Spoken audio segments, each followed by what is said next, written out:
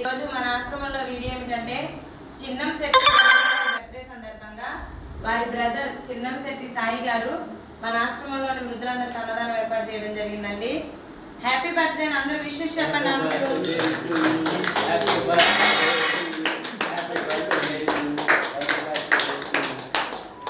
అలాగే వారి తమ్ముడి గారికి థ్యాంక్స్ చెప్పండి.